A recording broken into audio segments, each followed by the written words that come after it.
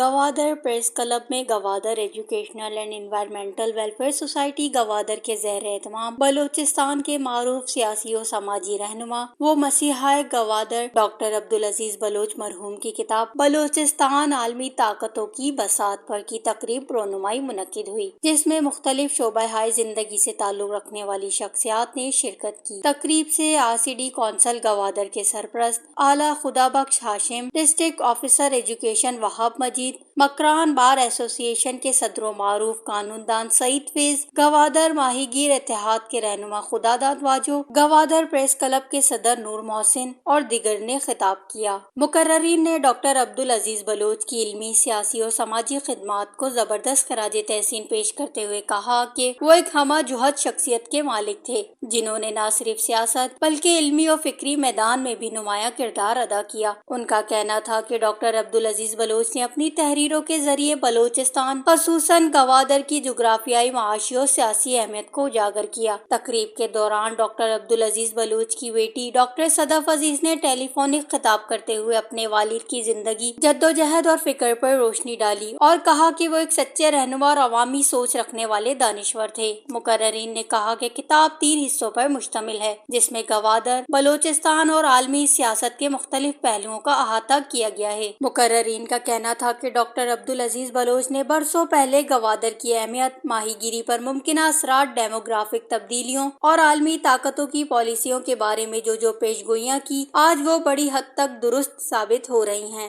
مقررین کا کہنا تھا کہ ڈاکٹر عبدالعزیز بلوچ ایک اکیڈمک اور عوام دوست شخصیت تھے، جنہوں نے ماہی گیروں کے حقوق کے لیے ٹرالر بھگاؤ، چولہا جلاؤ جیسی تحریک کی بنیاد رکھی اور گوادر جیٹی کو ڈیزل سے پاک کرنے میں بھی کردار ادا کیا۔ مقررین کا مزید کہنا تھا کہ ڈاکٹر عزیز بلوچ ایک مخلص سیاسی کارکن اور نظریاتی رہنما تھے، جو BSO اور BPN سے وابستہ رہے اور ہمیشہ اصولی سیاست کے دائی رہے۔ تقریب کے اختتام پر مقررین نے اس امید کا اظہار کیا کہ ڈاکٹر عبدالعزیز بلوچ کی یہ کتاب نئی نسل کے لیے رہنمائی کا ذریعہ ثابت ہوگی اور بلوچستان کے مسائل کو سمجھنے میں مدد دے گی۔ وش نیوز، گوادر۔